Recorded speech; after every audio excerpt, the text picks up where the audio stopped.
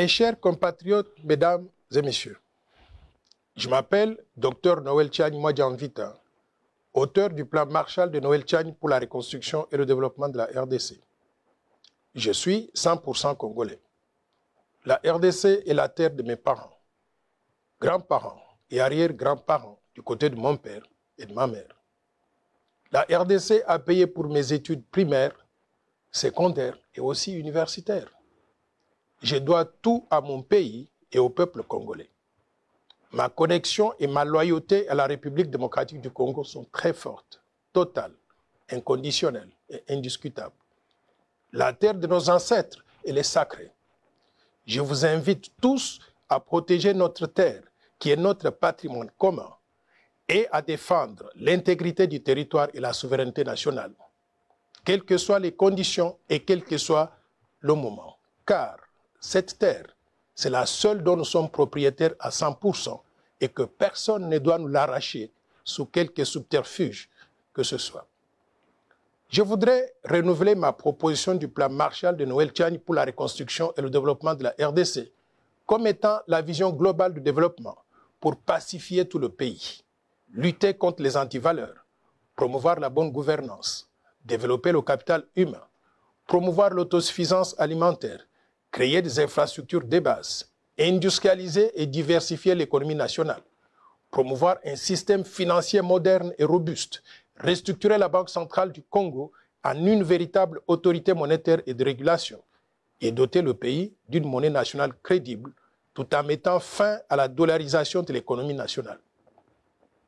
La finalité du plan Marshall de Noël Tchagne pour la reconstruction et le développement de la RDC, c'est de développer le pays et aussi d'éliminer la pauvreté dans laquelle croupit notre population actuellement.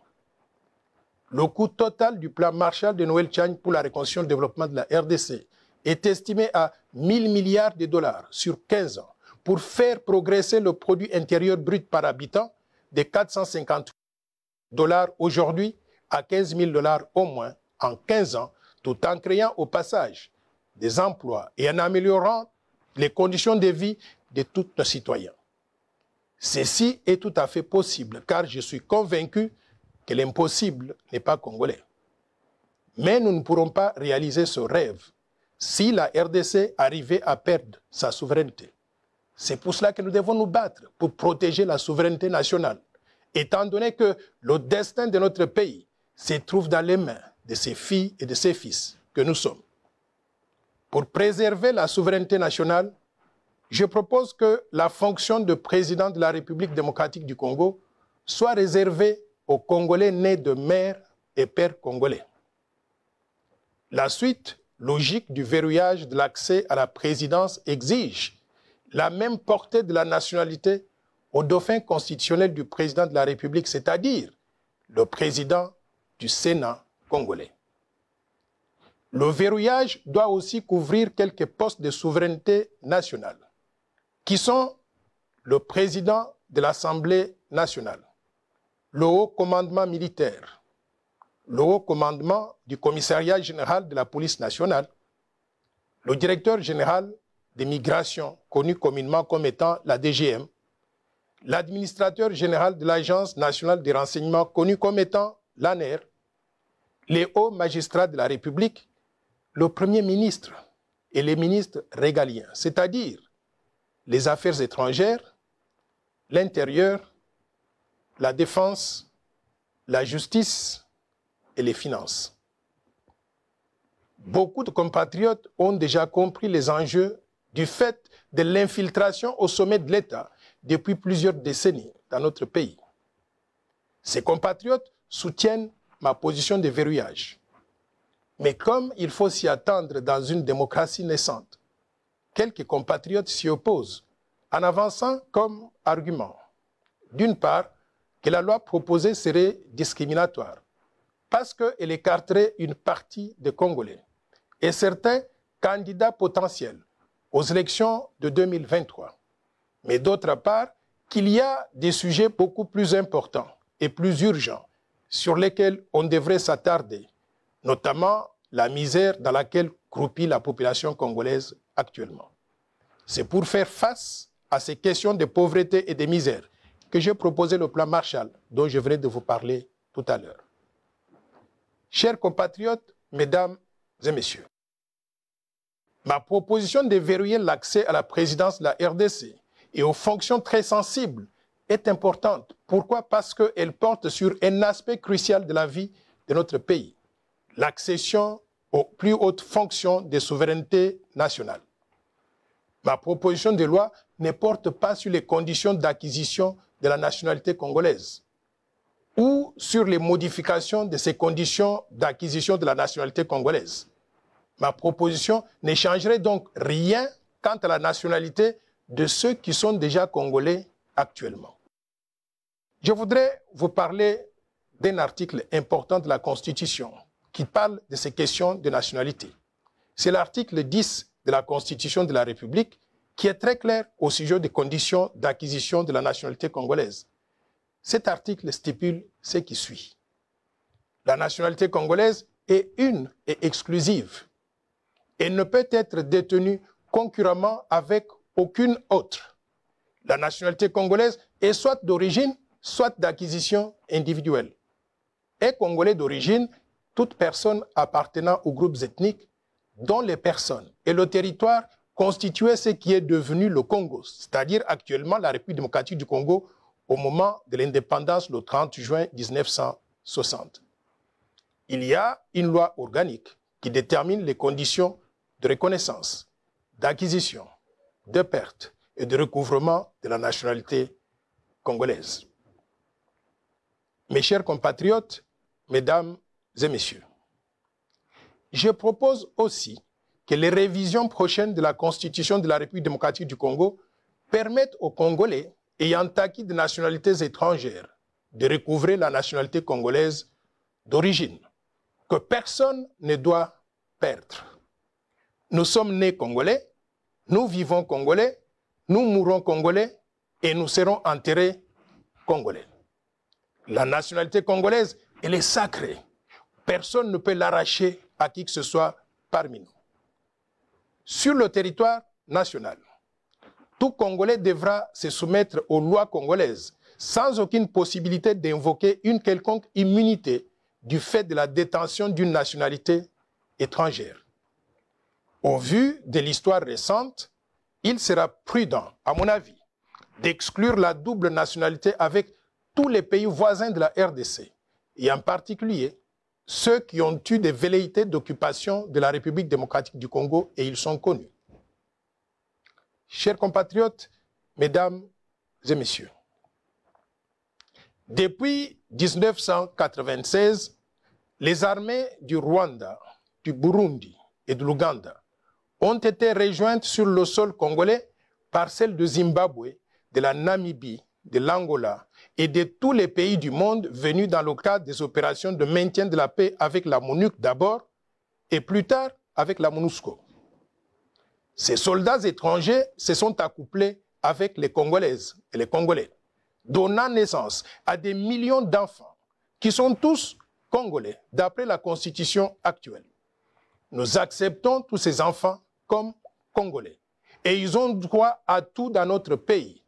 Sauf que, pour des raisons de souveraineté nationale, nous devons restreindre l'accès à la présidence de la RDC et aux fonctions de souveraineté nationale en les réservant exclusivement aux Congolais nés de mère et de père eux-mêmes congolais. Ceci éviterait l'infiltration au sommet de l'État à travers des compatriotes qui auraient de loyauté partagée entre la République démocratique du Congo et d'autres pays étrangers. Chers compatriotes, mesdames et messieurs, ma proposition de verrouillage porte essentiellement sur les conditions d'accès à la fonction de président de la République démocratique du Congo, c'est-à-dire sur les critères qui doivent être remplis pour être candidat au poste de président de la République. Pour le moment, ces critères sont définis par l'article 72 de la Constitution de la République démocratique du Congo qui stipule ce qui suit. Nul ne peut être candidat à l'élection du président de la République s'il ne remplit pas les conditions ci-après. 1. posséder la nationalité congolaise d'origine. 2. Être âgé de 30 ans au moins. Et 3. Jouir de la plénitude de ses droits civils et politiques. Et 4. Ne pas se trouver dans un des cas d'exclusion prévus par la loi électorale. Il convient de souligner que ma proposition de verrouillage vient apporter une condition supplémentaire, un critère additionnel, qui est de limiter l'accès à la présidence de la République démocratique du Congo aux Congolais nés de mères et de pères eux-mêmes congolais. Il est important de relever que ce critère additionnel vise à protéger l'intérêt national, la souveraineté nationale, la fonction suprême qui est celle de président de la République en évitant l'infiltration au sommet de l'État et en préservant la fierté d'être congolais et surtout d'être dirigé par un Congolais comme nous. Dans beaucoup de pays, il y a des dispositions qui protègent l'intérêt national et qui empêchent n'importe qui d'accéder à la magistrature suprême.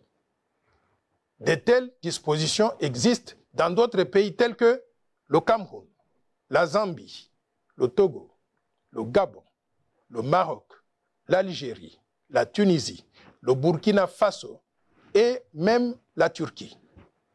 Et aussi, elles existent dans des grandes démocraties, telles que les États-Unis d'Amérique, où n'importe quel Américain ne peut devenir président de la République, donc des États-Unis d'Amérique. Aux USA, donc, il faut être né sur le sol américain, comme Barack Obama, Bill Clinton et aussi John F. Kennedy. Par contre, l'ancien secrétaire d'État Henry Kissinger, l'ancienne secrétaire d'État Madeleine Albright et l'ancien gouverneur de l'État de Californie, Arnold Schwarzenegger, tout en étant tous les trois pleinement des Américains. Ils ne peuvent prétendre à la fonction de président des États-Unis d'Amérique. Pourquoi? Parce qu'ils ne remplissent pas un des critères d'éligibilité, c'est-à-dire d'être nés sur le sol américain. Et pourtant, ce sont des personnalités très brillantes. Vous connaissez tous Henry Kissinger. C'était l'un des secrétaires d'État américains les plus distingués. Mais il ne peut pas accéder à cette fonction à cause de cette limitation. Je tiens à préciser que ma proposition de loi est impersonnelle. Elle ne vise aucun individu, étant donné qu'à ce jour, personne n'a déclaré sa candidature à la présidence de la République lors des élections de 2023. Ma proposition n'est pas discriminatoire. Pourquoi? Parce que dans tous les pays du monde, il y a des critères d'éligibilité. Ces critères sont déterminés et discutés à l'avance. Et dès qu'ils sont adoptés par le Parlement et promulgués par le président de la République, ces critères s'appliquent à tout le monde, sans distinction, sans exception et sans discrimination. C'est ainsi que, dans la plupart des pays, il y a par exemple le critère de l'âge. En France, par exemple, pour être candidat au poste de président de la République française, il faut avoir au minimum 18 ans. Par contre, en République démocratique du Congo, on exige du candidat à la présidence de la République démocratique du Congo 30 ans d'âge au moins. Est-ce qu'on peut dire dans ce cas qu'il y a discrimination par rapport aux Congolais qui n'ont pas encore 30 ans d'âge? La réponse est non. C'est un critère qui a été accepté par tout le monde et qui va s'appliquer à tout le monde aussi.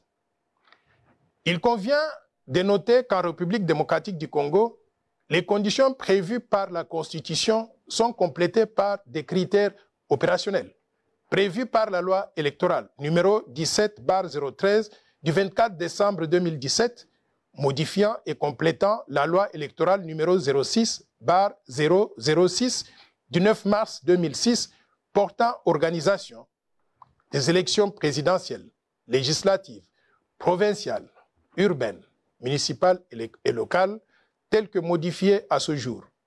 C'est cette loi qui détermine, par exemple, le montant de la caution à déposer par tout candidat aux élections présidentielles. Mes chers compatriotes, mesdames et messieurs, est-ce que ma proposition de loi est opportune en ce moment précis? La réponse est oui. Lorsque la souveraineté du pays est menacée, il n'y a pas meilleur moment que d'agir immédiatement. Car si le risque identifié d'infiltration au sommet de l'État se matérialise, ce sera trop tard pour sauver notre pays. Le timing de ma proposition de verrouillage coïncide aussi avec les réformes proposées par d'autres organisations de la société civile ou même des partis politiques, tels que la CENCO, qui a présenté la feuille de route des réformes qui toucheraient à la CENI, la loi électorale et aussi la Constitution. Il y a aussi les idées de Martin Fayoulou, qui propose une CENI à présidence tournante. Il est donc opportun de recenser toutes les propositions de réformes institutionnelles, y inclut celle de verrouillage que je porte, afin d'opérer les révisions nécessaires à la CENI, la loi électorale et aussi la Constitution, une fois pour toutes, afin de baliser le terrain pour les élections apaisées en 2023, mais aussi au-delà. Mes chers compatriotes, mesdames et messieurs, je vous invite tous à participer à ce débat d'idées, de façon civilisée et patriotique, sans insulte ni dénigrement, dans le respect de la dignité de chacun, pour contribuer à un climat de paix et d'élections apaisées dans notre pays.